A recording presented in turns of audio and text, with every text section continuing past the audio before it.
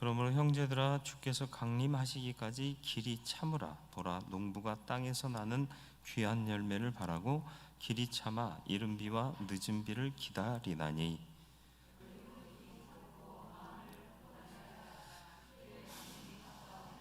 형제들아, 서로 원망하지 말라. 그리하여야 심판을 면하리라. 보라, 심판주가 문 밖에 서 계시니라.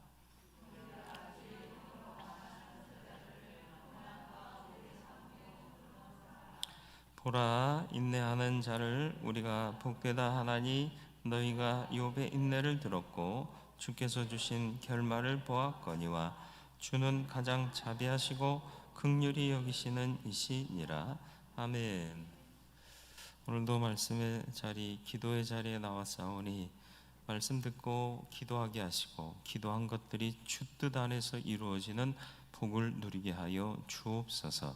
성령께서 귀를 열어주시고 마음과 영을 열어주사 주의 말씀 담고 기도하기에 부족함 없는 우리들 되게 하여 주옵소서. 예수님의 이름으로 기도드리옵나이다. 아멘. 마라나타, 우리 그렇게 인사하고 있죠. 초대교회 성도들이 만나면 인사하던 인사말이 마라나타였습니다.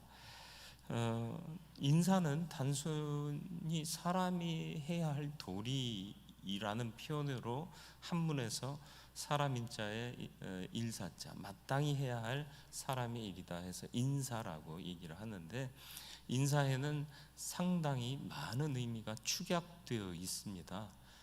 그 시대를 반영하기도 하고, 늘 말씀드렸듯이 식사하셨습니까? 피곤해 보이십니다. 뭐 이런 인사말들이 시대상을 반영한다고 그랬죠. 마라나타, 이게 뭐냐 하면 주 예수여 오시옵소서. 초대교회 교인들은 예수님의 재림을 간절히 사모하면서 살았습니다. 그런데 이 예수님의 재림이 점점 유보가 되어 지금도 아직 안 오셨어요. 맞는 말인가요? 아니요, 지금도 아직 안 오셨어요는 우리 시간의 개념으로 얘기하는 거고요. 하나님의 시간은 우리의 시간과 전혀 다르잖아요. 하루가 천년 같기도 하고 천년이 하루 같기도 해요. 그러니까 우리의 산술적 개념이나 우리의 이성적 개념으로 하나님의 신비를 이해하려고 하다 보면 실수에 빠질 수밖에 없고 자가당착이라는 것에 빠질 수밖에 없는 거죠. 주님의 뜻은 주님의 관점에서, 하나님의 선한 뜻은 하나님의 관점에서. 그러나 많은 사람들이 우리의 관점에서 모든 걸 보잖아요. 큰 교회가 어떤 교회죠? 몇 명 이상 모이면 큰 교회예요? 주님은 그렇게 보지 않으실 거예요. 1000명 이상이면 큰 교회인가요? 500명 미만이면 작은 교회인가요? 그렇게 구분하는 건 인간의 수량적이고 우리 관념에서 판단하는 것이지, 주님은 수의 많고 적음보다 그 믿음의 온전함을 기대하고 계시고, 작고 적은 인원일지라도 하나님을 바로 믿는 믿음이 온전한 자들이 모인 교회를 하나님 기뻐하시는 줄 믿습니다. 마치 목사가 없이 교회를 이루고 교회 건물을 갖지 않으면 탁월한 교회인 것처럼 오해하는 사람들이 많아지고 있어요. 하도 이제 교회 건축에 많은 교회들이 너무 뭐라고 그러죠?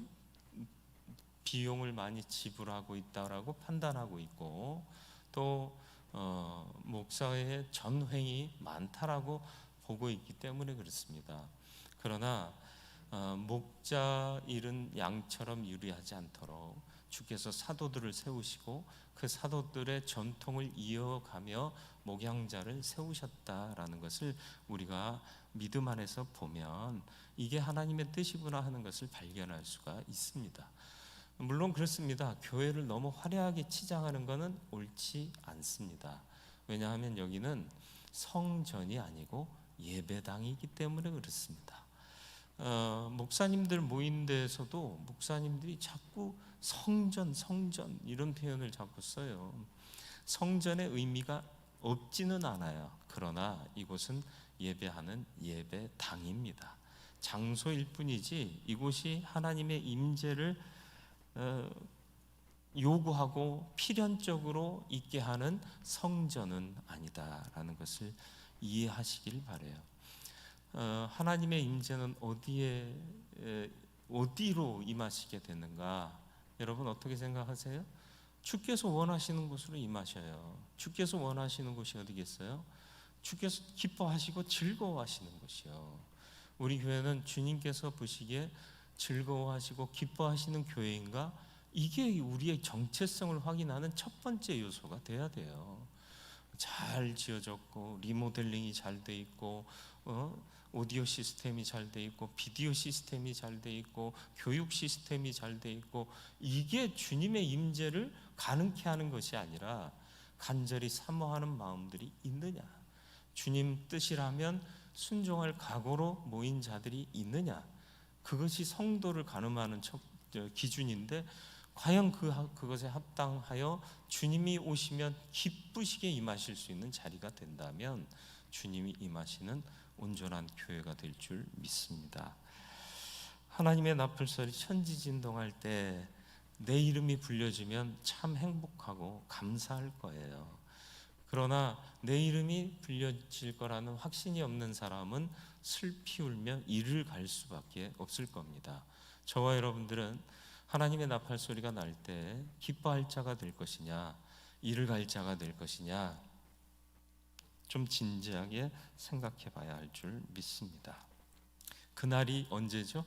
언제 오죠? 몇 년 후에 올까요? 몰라요. 주님도 모르신댔어요. 오직 천사도 모르고 아버지만 아신다 그랬습니다. 그러니까 전적으로 재림의 시간은, 심판의 그날은 하나님의 소관이다. 그러니까 우리는 어떻게 살아야 한다? 날마다 주와 동행하며 거룩한 성도의 삶을 살아가야 한다라는 것입니다.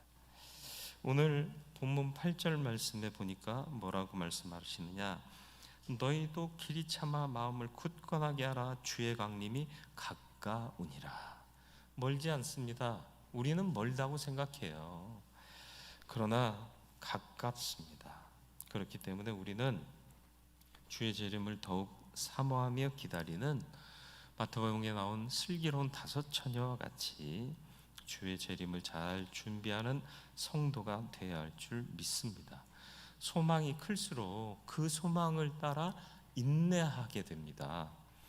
그리고 또 소망이 클수록 간절히 그날을 기대하게 되죠. 기대하는 자들은 기도하게 되고요. 여러분은 기대하고 계십니까? 그런 기도가 여러분의 기도가 되기를 축원합니다.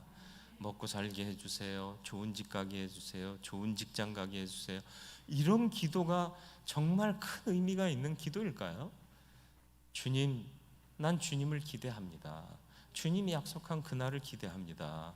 내가 이 믿음에서 벗어나지 않게 하시고, 그의 재림이, 주의 재림이 가깝다 했는데 주님 언제 오시든지 나는 기쁨으로 그 나팔 소리 가운데 들려 올라가는 성도가 되게 해 주옵소서.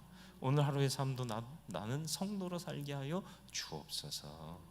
이런 기도가 하나님을 기쁘시게 하는 기도가 되고, 이런 기도를 드리는 자들의 삶에는 하나님의 임재가 당연할 수밖에 없는 것이라는 거죠.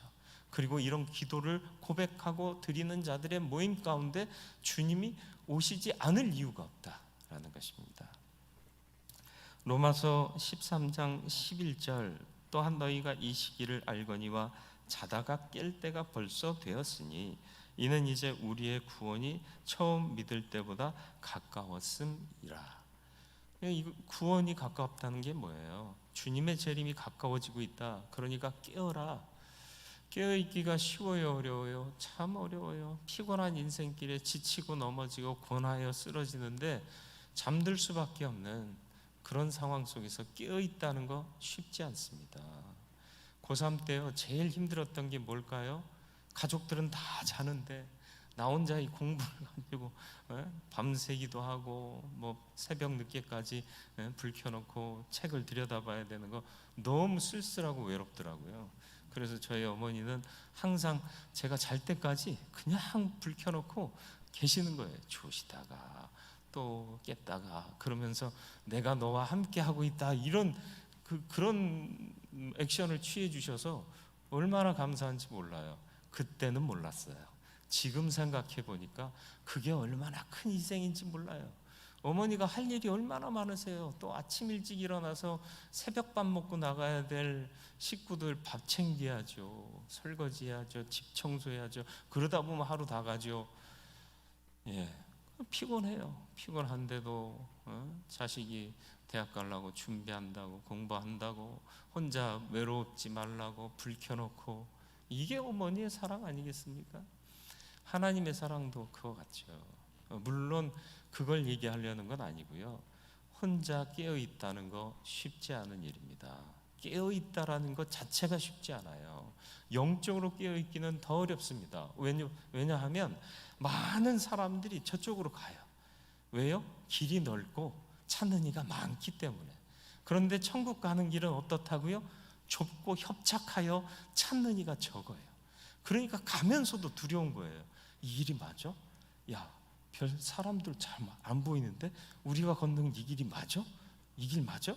이런 의심이 들 때가 있다라는 거죠. 그러나 믿음 가지고 그 좁은 길로 갈 수 있는 믿음의 사람이 되어야 할 줄 믿습니다. 다시 오실 주님 맞이하기 위해서 우리는 마음을 새롭게 하며 준비하는 삶을 살아가야 할 줄 믿습니다. 어떤 준비를 해야 되나요? 오늘 말씀을 통해 보니까요, 7절에서 8절 말씀, 그러므로 형제들아 주께서 강림하시기까지 길이 참으라고 그랬네요. 농부가 밭 땅에서 나는 귀한 열매를 바라고 길이 참아 이른 비와 늦은 비를 기다리느니 너희도 길이 참고 마음을 굳건하게 하라 그랬습니다. 길이 참고 굳건하게 하라. 예, 마음을 굳게 해야 된다라는 것입니다. 마음을 굳건하게 한다는 것은 마음을 바로 세운다라는 뜻이에요. 예, 삐뚤어진 마음이 아니라, 예, 딱딱하게 굳어져 버린 마음이 아니라 흔들리지 않게 단단히 세워지는 마음을 가져라. 뒤틀린 마음, 흔들리는 마음이 아니라 바로 세우고 견고하게 해야 된다라는 것이죠. 그러려면 어떻게 해야 돼요? 부족하고 연약한 인생들은 회개할 줄 알아야 돼요. 회개하는 자가 하나님의 은혜를 입어 그의 소성케 하시는 은혜로 굳건하게 세워지는 사람이 될 줄 믿습니다. 세례 요한이 예수님 오실 길을 예비하면서 뭐라고 외쳤죠? 회개하라, 천국이 가까웠느니라. 이 만고불변의 진리입니다. 천국이 가까울수록 우리는 회개해야 됩니다. 저와 여러분들이 잘 살고 있습니까? 아니요. 사람은 잘 못 살아요. 그렇기 때문에 늘 회개하고 마음을 주의 믿음의, 주의 은혜의 터전에 뿌리를 내리고 견고히 서야 된다라는 것이죠. 회개하는 마음을 통해 우리의 마음을 바르고 온전하고 굳건하게 세워가야 할 줄 믿습니다. 그래서 잠언 4장 23절, 모든 지킬 만한 것 중에 더욱 내 마음을 지키라, 생명의 근원이 이에서 남이니라. 여러분, 뭘 지키며 살고 계십니까? 돈 지키며 살고 계십니까? 우애를 지키며 살고 계십니까? 명예를 지키고 살고 계십니까? 가문을 지키고 살고 계십니까? 마음을 지키며 사시기를 축원합니다. 그래서 주님이 강조한 말씀들, 주신 말씀들 하나도 틀림이 없어요. 먼저 그 나라와 그 일을 구하면 다 더해 주시는 거예요.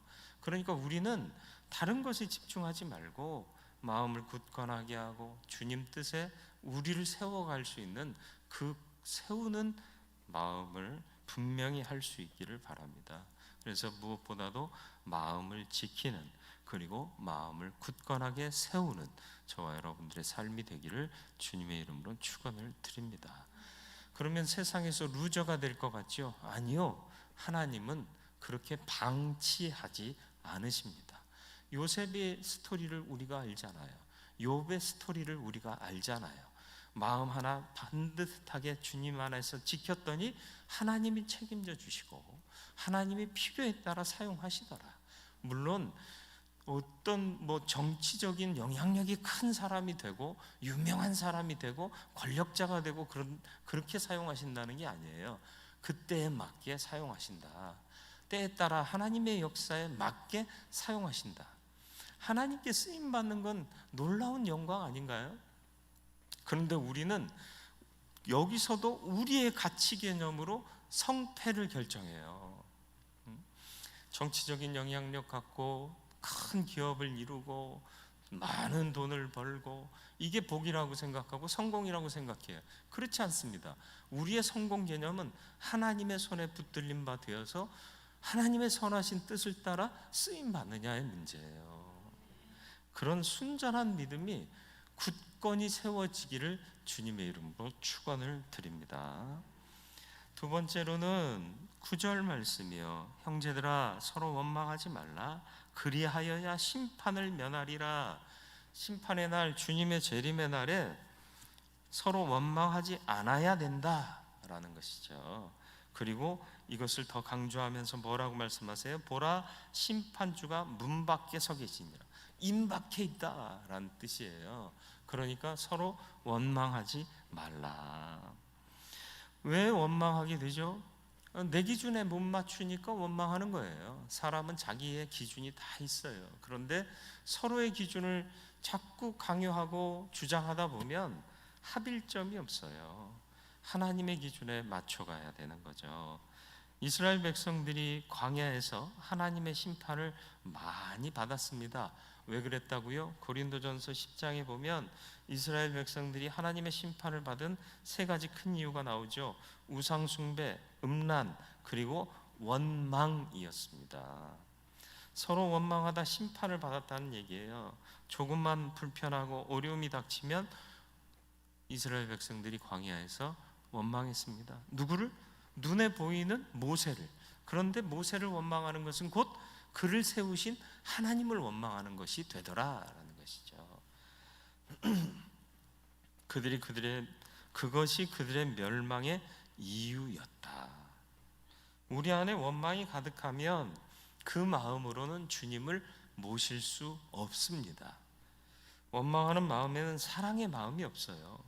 원망하면 용서와 화해의 마음이 생기지를 않습니다. 그렇기 때문에 원망하지 말라 하고 말씀하는 거예요. 천국은 어떤 곳이에요?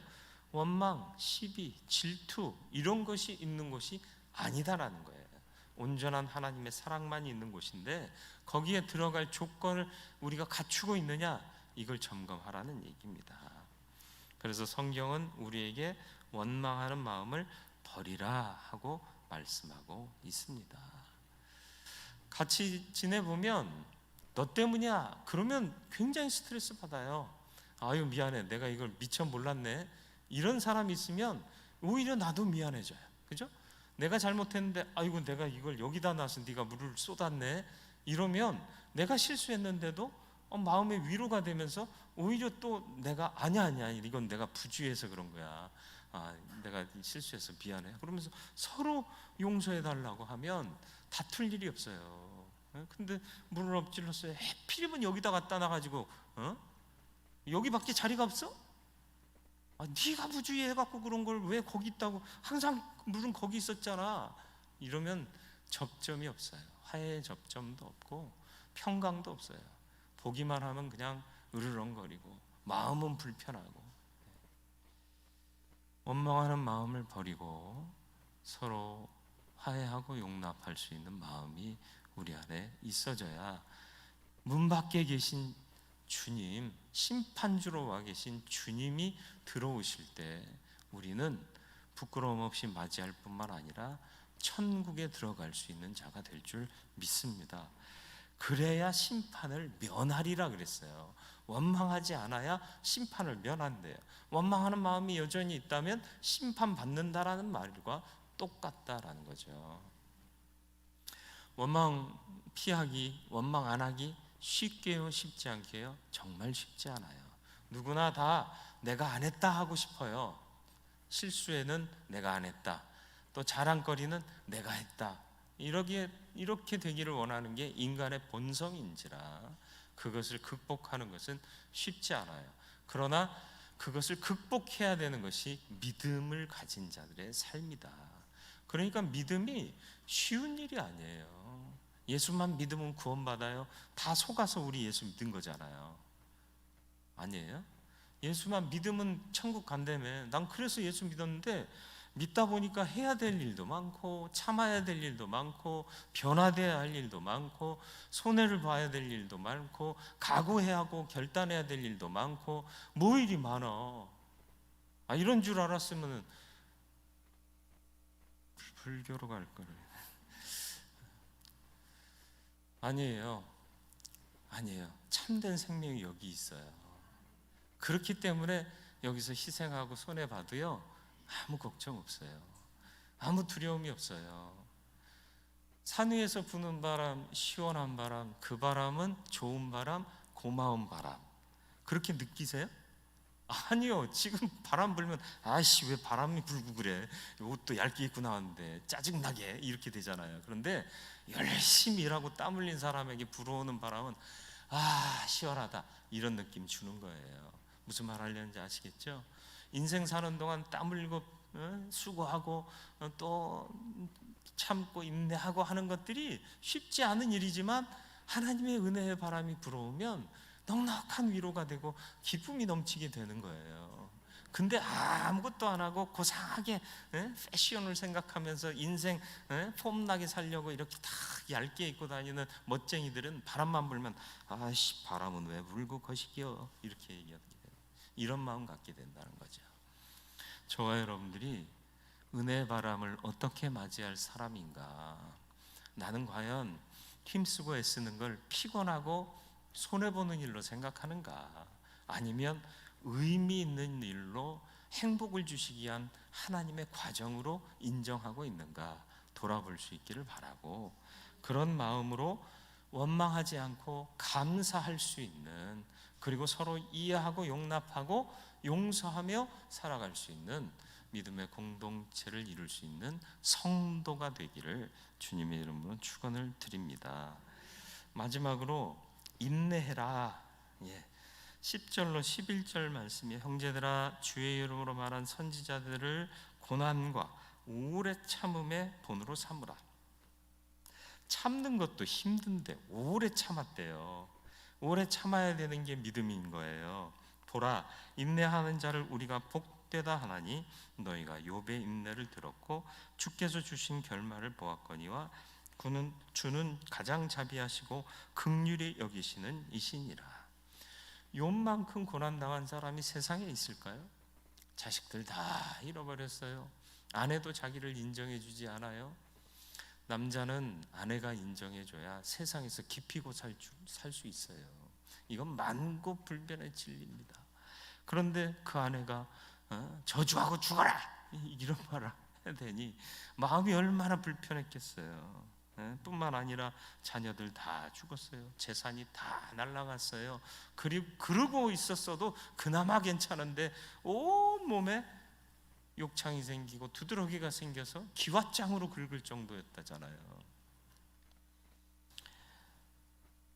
놀라운 역사는 인내 없이는 불가능합니다. 인내하는 자가 마지막 승리의 열매를 얻을 수 있는 거예요.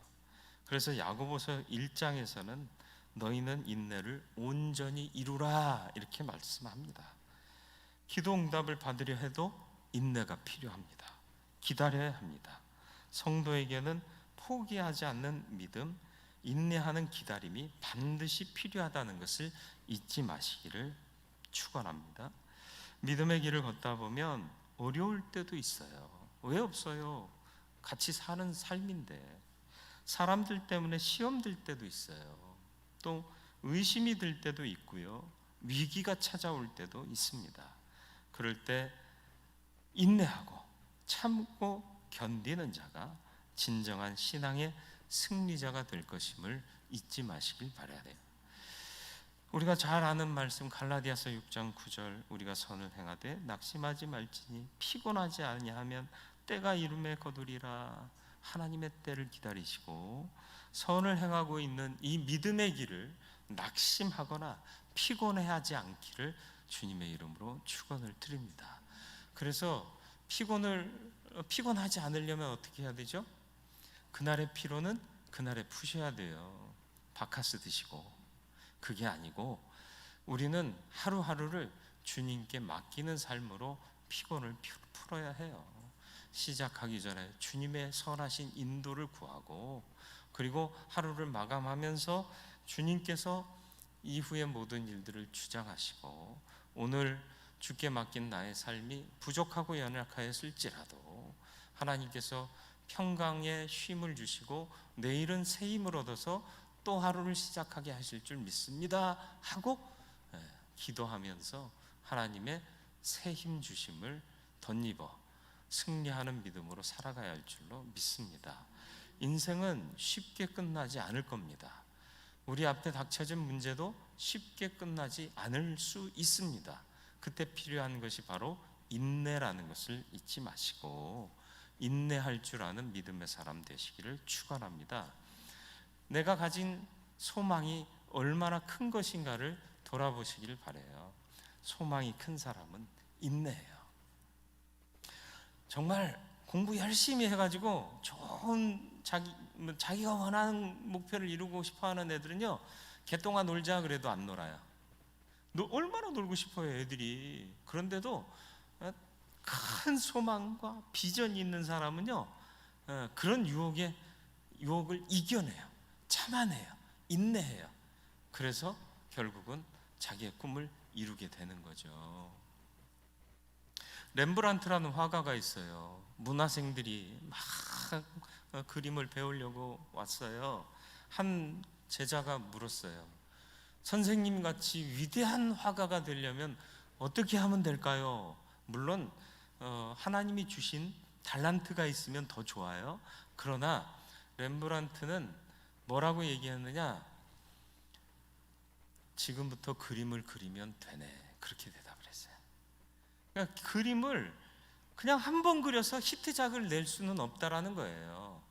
많이 그리고 그리다 보면 여기는 이렇게 처리했어야 되는데 배우면서 지도를 받으면서 수정하고 바꾸고, 또 남들이 생각하지 못한 것들을 그림에 넣어보기도 하고, 이 창의적으로 자꾸 프랙티스를 할 때 거장이 될 수 있다라는 얘기죠.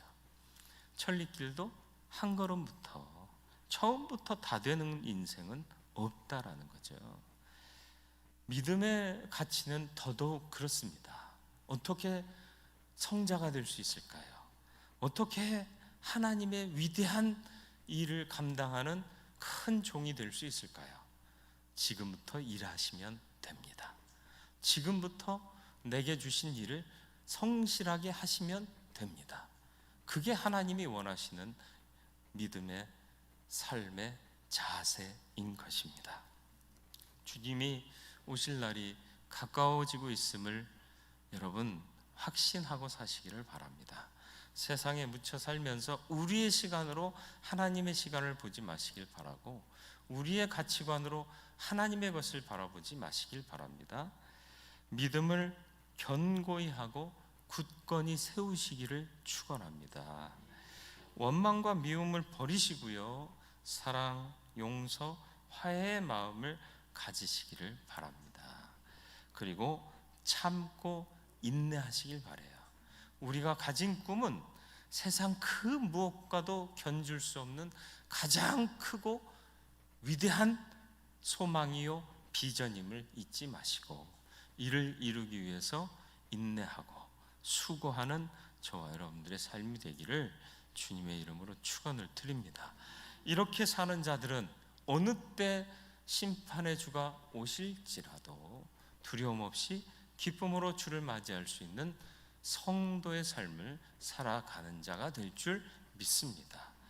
주님 오늘 오셔도 아멘 주여 감사합니다 하고 천국 들어갈 수 있는 저와 여러분들이 되기를 축원합니다.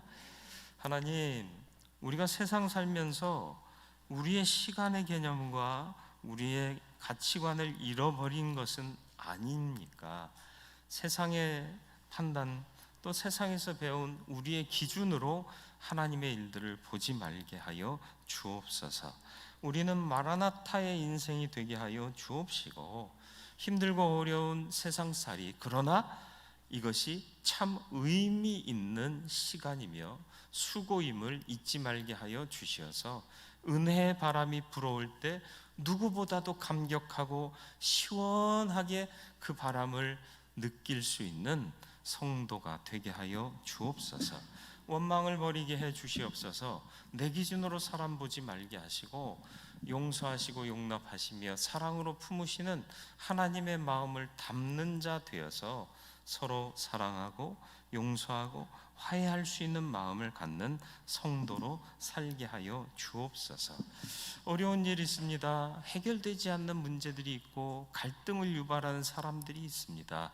그럼에도 불구하고 우리는 인내의 씨를 뿌려야 할 사람들임을 잊지 말게 하여 주사, 인내하여 주님 오시는 그날에 부끄러움 없이 설 수 있는 하나님의 사람들 다 되게 해 주옵소서.